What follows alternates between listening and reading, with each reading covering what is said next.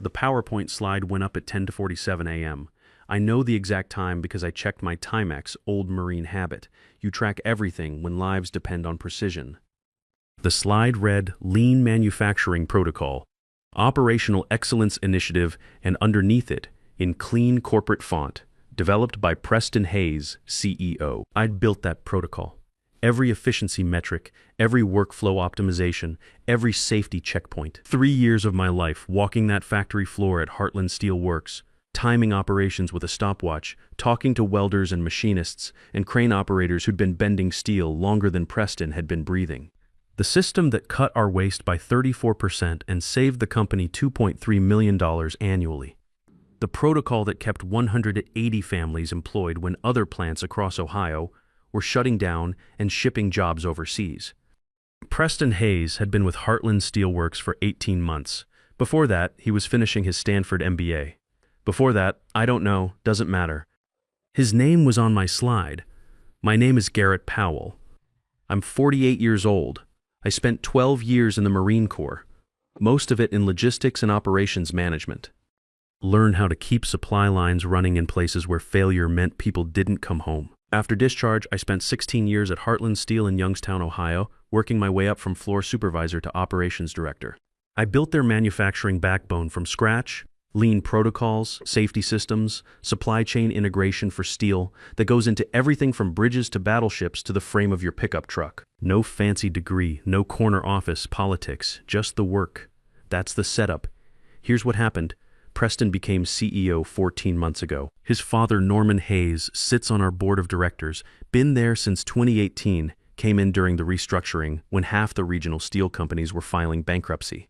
The appointment got announced as bringing fresh strategic vision to American manufacturing. The press release mentioned Preston's innovative approach to operational optimization and commitment to lean transformation. Within 30 days, Preston was using phrases like operational paradigm shifts and streamlined workforce optimization in every meeting like he'd invented the concepts. I gave him 6 months to settle in. That seemed fair. New leadership needs time to understand how things actually work versus how they look on a business school case study. But by month 4, I started noticing changes. The weekly production briefings I'd run for 8 years. My calendar went blank. When I asked Preston about it, he smiled that practiced MBA smile.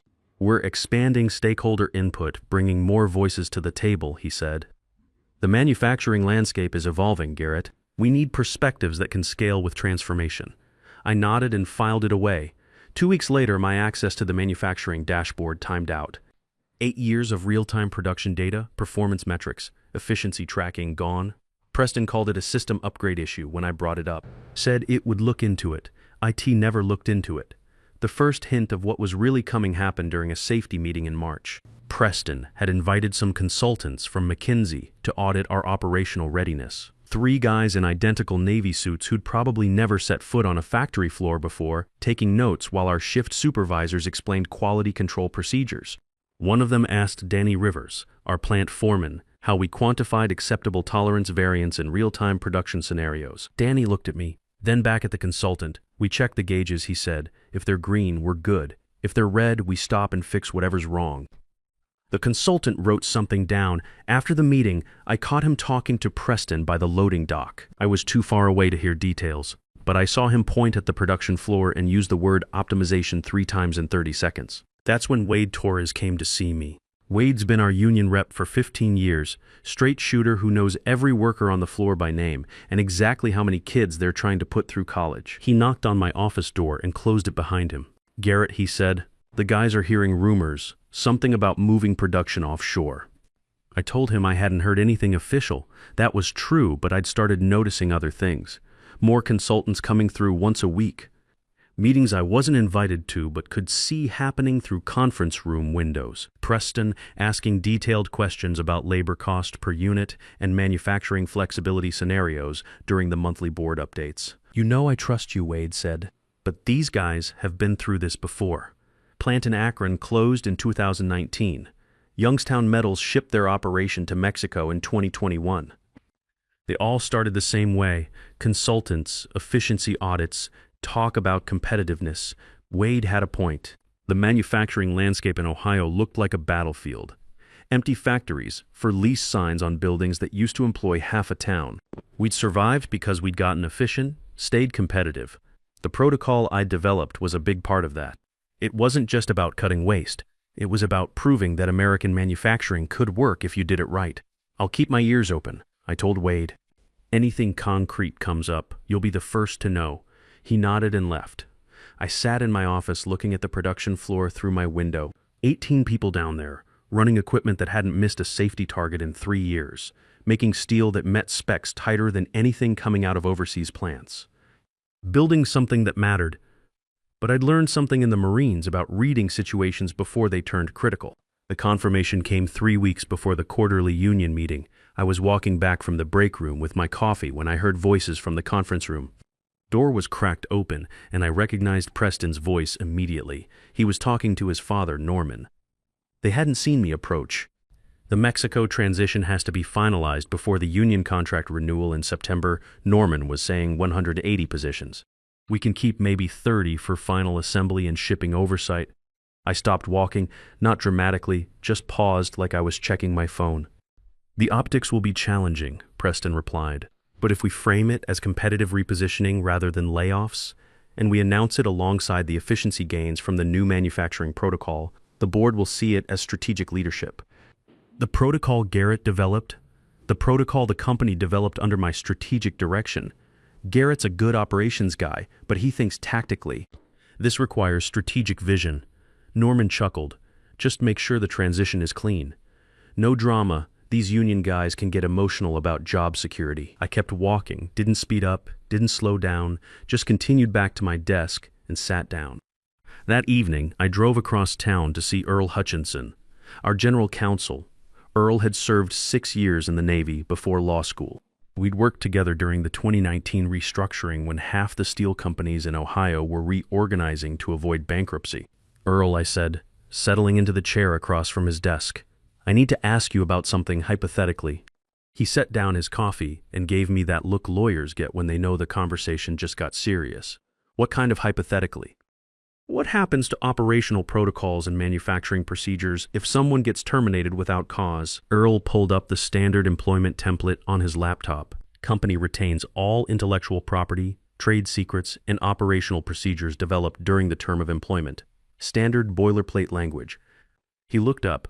Why are you asking? I told him about a conversation I'd had with my old commanding officer, Colonel Martinez, back during the 2019 restructuring. The company was hemorrhaging money. Everybody was panicking about layoffs. Lawyers were circling. Martinez had taught us something in the core about operational security. You always build redundancy into critical systems. What if command structure gets compromised? What if supply lines get cut? What if the mission parameters change and you need leverage you didn't think you'd need? What if we modified that IP language? I asked Earl, what if operational protocols reverted to the developer upon termination without cause? Earl leaned back in his chair. He wasn't dismissive, just careful in that way. Lawyers are when they're thinking through implications. That's non-standard. Unusual enough that it would need board approval for any deviation from template employment terms. He scratched his chin. Of course, during a restructuring like we had in 2019, boards approve a lot of contract modifications without reading every detail, especially if it's buried in routine administrative paperwork. He paused. You planning something specific here? Just thinking about contingencies, I said. In the Marines, we called it operational security. You hope for the best, but you prepare for scenarios that seem impossible until they're not. Earl nodded slowly. It's not illegal. Boards approve unusual contract terms all the time when they're focused on bigger financial issues. The question is whether you can get it through without anyone noticing what it actually means. That last part he said almost to himself, but I heard it. The board signed off on 28 modified contracts during that restructuring. 27 of them were about stock options, pension adjustments, and salary deferrals. Mine had one additional clause buried in Section 4, subsection 6D. Upon termination without cause, all operational protocols, manufacturing procedures, and efficiency systems authored by the employee shall revert to said employee, including implementation codes, workflow specifications, safety procedures, and related technical documentation. Nobody questioned it. Nobody even flagged it for review. Everyone was watching the big numbers, the debt restructuring, the survival plan. A single paragraph in an operations director's contract didn't register as significant. I kept that modified contract in my gun safe at home for 5 years. Hoped I'd never need it. Filed it next to my discharge papers and my kids' birth certificates, important documents you pray you'll never need in an emergency. When Preston's name showed up on that slide, I knew I would need it, but I also knew that having a contract clause was just the first step. In the Marines, we learned that having authority on paper means nothing if you can't execute when the moment comes. So I spent the next 6 weeks building the technical infrastructure I might need. The manufacturing protocol wasn't just a document or a procedure manual. It was integrated into every system on the floor: quality control databases, safety monitoring, efficiency tracking, supply chain coordination. I built it that way deliberately because you can't run lean manufacturing with disconnected systems. Everything had to talk to everything else. But that integration also meant I could control access at multiple points. I wrote a small application in my spare time. Nothing fancy, just a clean interface that would let me revoke system credentials individually or all at once. I tested it 4 times on backup systems during weekend maintenance windows. It worked exactly as designed. Complete authentication lockout in under 60 seconds. I also documented everything, not out of paranoia, but out of the same operational discipline I'd learned in the Corps. Every protocol I'd developed, every efficiency improvement, every safety procedure, all of it properly attributed with timestamps, development notes, and performance metrics. 22 pages of documentation that proved exactly who had built what and when. The week before the quarterly meeting, I sat at my kitchen table after dinner going through a final checklist. My wife Linda was grading papers for her elementary school class. Our son Mason was working late at the electrical contractor's shop where he'd been learning the trade since graduation. Our daughter Haley was upstairs studying for her nursing boards. Linda looked up from her grading. "You've been quiet lately. Everything okay at work?" I told her about the conversation I'd overheard, about the Mexico plan, the protocol theft, the 180 families who were about to lose their livelihoods so a Stanford MBA could show quarterly profit improvements to his father's board. She set down her pen. "What are you going to do?" I told her about Clause 6D, showed her the documentation folder, the technical specifications, the system access protocols I developed. Linda's been keeping books for the elementary school district for 15 years. She understands how institutions work, how people in power make decisions that affect everyone else without thinking about the consequences. "You've been planning this for 5 years, she said. "It wasn't a question. Hoping I'd never need it," I replied, "but preparing, just in case." She was quiet for a moment, looking through the contract pages. "Garrett, they're not just stealing your work. They're destroying 180 families, so some kid can prove himself to his daddy. That's Linda." She cut straight to the heart of things. The quarterly meeting was scheduled for the Marriott downtown, same place we'd held them for the past 6 years. Big ballroom with a capacity for 200 people. That Tuesday morning it held 140 union members, 12 board members, 6 plant supervisors for office staff, and 2 reporters from the Youngstown Business Journal. The room smelled like industrial coffee and the particular tension of people who'd been through these meetings before and knew when bad news was coming. I sat in the 4th row between Wade Torres and Danny Rivers. Wade had his notebook out, ready to take notes. Danny kept adjusting his safety glasses, a nervous habit I'd seen him develop whenever management started talking about strategic initiatives. Preston took the stage at 9 a.m. sharp. Pressed khakis, rolled sleeves, the calculated casual look they teach in business school. He'd clearly rehearsed this presentation multiple times. Every gesture looked practiced, every transition smooth. He clicked through 35 minutes of slides about competitive positioning and operational excellence and building for the future. "Heartland Steel has always been about innovation," he said, advancing to a slide about market challenges. "But innovation requires difficult decisions about how we compete in a global marketplace." The room was listening, but I could feel the tension building. These weren't corporate executives who dealt with this language every day. These were steel workers who'd heard enough restructuring speeches to know when someone was preparing them for bad news. At 10:47, the slide went up. My protocol with Preston's name on it. I checked my watch, noted the time, kept my face neutral. Around me, I could feel people shifting in their seats. Wade Torres was frowning at his notebook. Danny Rivers had stopped adjusting his glasses. Preston talked for 8 more minutes about the manufacturing improvements. My improvements, using language I recognized because I'd written the documentation he'd clearly memorized. He said our innovative approach 4 times. He said strategic implementation twice. He talked about operational excellence and lean transformation like he'd discovered these concepts himself. He didn't say my name once. Then he shifted gears. The room went quiet in that way crowds do when they sense something important coming. Heartland Steel is at an inflection point, Preston said, clicking to the next slide. To remain competitive in a global marketplace, we need to make strategic decisions about operational efficiency and cost structure. The next slide showed a map of North America with 2 dots highlighted Youngstown, Ohio, and Monterrey, Mexico. Effective January 1st, we'll be consolidating primary manufacturing operations to our new facility in Monterrey. This transition will allow us to maintain competitive pricing while preserving essential American jobs in final assembly, quality control, and shipping oversight. The room erupted. 140 steelworkers don't react quietly to news that their jobs are being shipped to Mexico. Wade Torres was on his feet immediately. Danny Rivers was shaking his head. Someone in the back shouted, "You're moving our jobs overseas?" 3 guys in the middle section started talking at once. A woman from the office staff was staring at the screen, like she couldn't believe what she was seeing.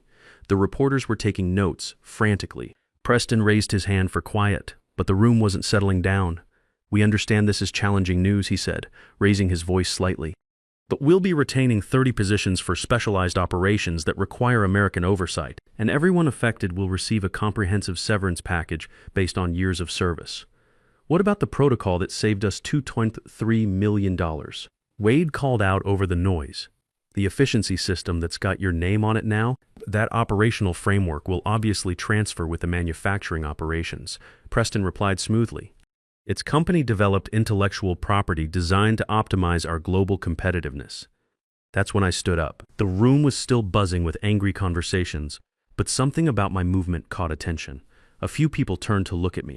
"Before we continue," I said, loud enough for the room to hear, "could you have Earl read Clause 6D of my employment agreement into the record?" The room went quiet. Not gradually, all at once, like someone had turned down the volume. Preston's practiced smile didn't disappear immediately. It took about 4 seconds, like a machine slowly powering down. "This isn't really the venue for discussing individual employment specifics," Preston said, but his voice had lost some of its confidence. "Earl has the contract files on his laptop," I said, looking directly at Earl Hutchinson in the front row. "Section 4, subsection 6D. The board approved it in 2019. Earl had his laptop open because Preston had asked him to have termination paperwork ready for after the meeting. I watched him find the file, scan through it, then look up at Preston with an expression I recognized from his Navy days. The look of someone who just realized the tactical situation had completely changed. "Earl," I said, "please read that clause aloud for the union members." The silence was complete now. 140 people waiting. Earl cleared his throat and read into the open air of the ballroom. "Upon termination without cause, all operational protocols, manufacturing procedures, and efficiency systems authored by the employee shall revert to said employee, including implementation codes, workflow specifications, safety procedures, and related technical documentation." The silence lasted maybe 3 seconds. Then everyone started talking at once, not shouting, something more urgent than that. The kind of noise a room makes when 140 people are doing math simultaneously, and nobody likes the answer they're getting. Wade Torres looked at me, then at Preston, then back at the contract language Earl had just read. "So if you fire Garrett to move his system to Mexico, he takes the whole protocol with him. That language was never intended to apply to core operational systems," Preston said quickly. He was trying to regain control, work the room the way he'd been trained to. It's administrative formality language that got included during the 2019 restructuring. "It's a signed contract," Earl said quietly. "Board-approved modification with specific deviation documentation. This isn't boilerplate language, Preston. This was deliberately negotiated and approved." Preston stepped away from the podium. I could see him calculating, trying to figure out how to salvage the situation. "We can discuss the legal specifics in a more appropriate setting. Right now, I'd like to focus on the strategic vision for, I'm revoking access now," I said. I pulled out my phone and opened the app I'd built 6 weeks earlier. Clean interface, simple function, one confirmation screen, One button. I'd tested it 4 times on backup systems during weekend maintenance. I pressed confirm. The screens behind Preston flickered first.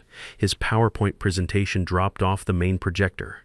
Then the manufacturing displays around the room started switching over one by one. Heartland had set up live feeds so union members could see real-time production data during quarterly meetings, proof that things were running smoothly while we talked. Those displays went dark, then came back up with new messages.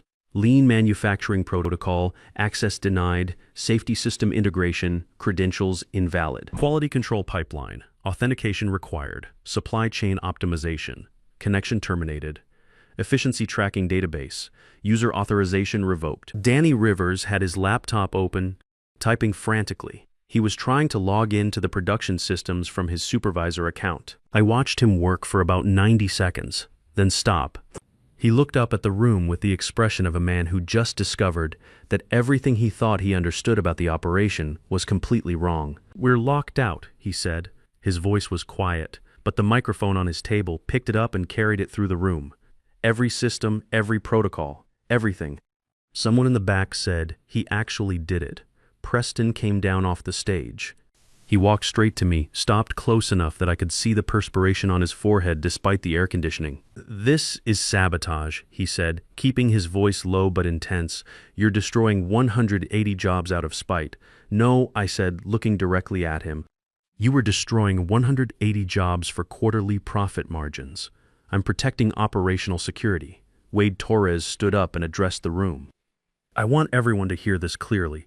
I move for an emergency vote of no confidence in current management leadership." "Seconded," came from 6 different voices immediately. The reporters were writing frantically. One of them had started recording on his phone. Preston turned to his father in the front row. Norman Hayes was typing on his phone, probably calling lawyers. "This is illegal," Preston said. "Loud enough for people nearby to hear. We'll have injunctions filed by end of business today." Earl Hutchinson stood up. "Actually, you won't. This is intellectual property protection under a valid employment contract. Garrett has legal standing to control access to systems he authored and developed." I turned to address the full room. "Emergency licensing for immediate system restoration. $75,000 per month, 6-month minimum payable in advance. Or you can rebuild the manufacturing protocols from scratch, figure 18 to 24 months, without the operational knowledge that makes this plant competitive." "That's extortion," someone called from the board section. "That's market rate for specialized manufacturing IP," I replied. "You're welcome to get competing quotes from other operational efficiency consultants." I picked up my jacket and walked out. Not fast, not slow. Through the ballroom, past the networking tables nobody was using anymore, through the lobby where hotel staff were pretending not to notice the commotion, and out into a Tuesday morning in Youngstown that felt exactly the same as any other. Traffic on the street, people going to work, the world not knowing that somewhere behind me, 140 steelworkers had just discovered what happens when you try to offshore the guy who built your operation. My phone started ringing before I reached my truck. Preston, then Norman, then numbers I didn't recognize. I let them all go to voicemail and drove home. The emergency licensing agreement arrived by email 23 minutes later. I read it twice, marked up the payment terms, sent back a revised version. Earl called within the hour. "Board approved," he said. He sounded tired. "Your terms, $75,000 per month, 6-month minimum." "I'll restore safety systems this afternoon," I said. "Full operational restoration when the first payment clears." "Understood." A pause. "Garrett, the offshore rebuild they'll try after this. You know they'll attempt it." "Course they will," I said. "People like Preston don't accept the first answer. They try to work around problems instead of solving them." I spent that afternoon restoring systems in priority order. Safety systems first, then quality control, then production optimization. Everything back online within 6 hours. Clean, professional, no data loss. The first payment cleared Thursday morning. 6 weeks later, my old platoon sergeant Tony Martinez called. Tony had gone through his own version of this story at a defense contractor in Pennsylvania. Different industry, same basic plot. "You actually pulled it off," he said. "Now comes the hard part," I said. "Building something better." We incorporated Powell Manufacturing Solutions 8 weeks later. Tony handles business development. I focus on operations and engineering culture. 2 Marines in their late 40s who learned the hard way that loyalty is a two-way street. Our first client was a machine parts plant in Cleveland that had been getting squeezed by overseas competition. We built them a quality control system that caught defects before they reached customers. When the plant manager called me 3 weeks after implementation to say their overnight shift had flagged a tolerance variance at 2 a.m. without any human intervention, I felt something I hadn't felt in years at work. Like the job meant something again. Preston Hayes lasted 6 more weeks at Heartland. The board removed him after the Mexico plan became public, and 3 major clients started asking uncomfortable questions about operational stability. Norman Hayes resigned 2 weeks later. The business press called it leadership transition to support operational continuity. Nobody in the industry believed that language. Heartland brought in Sarah Chen as CEO, promoted from VP of operations at a plant in Pittsburgh. First thing she did was offer me my job back with a 40% raise. I declined. Second thing she did was implement a policy that operational developers retain ownership rights to their innovations. Smart move. Powell Manufacturing Solutions has 15 engineers today. We work across Ohio, Pennsylvania, and West Virginia, helping manufacturers build systems that can't be easily replicated or transferred. Every engineer who works here owns their code from day one. My daughter Haley finished nursing school debt-free. My son Mason got his electrician's license and works for a contractor that values American-trained tradesmen. Linda still teaches elementary school and listens to my war stories over dinner. If you're reading this and any part of it sounds familiar, the meetings you stopped getting invited to, the younger hire positioning themselves as your replacement while presenting your work under their name, the slow squeeze that nobody announces officially, I want to tell you something directly. You built something real that has value, whether or not the people above you understand it. Document everything, not out of paranoia, out of professional accuracy. Read your contracts, all of them. If you don't like what they say, you still have leverage right now. Use it. Experience doesn't protect itself automatically. You have to build the protection in deliberately, the same way you build redundancy into any system that can't afford to fail. The best move I ever made wasn't revoking those access codes in a hotel ballroom. It was asking a quiet question to a lawyer in 2019 and making sure the answer was written into my contract.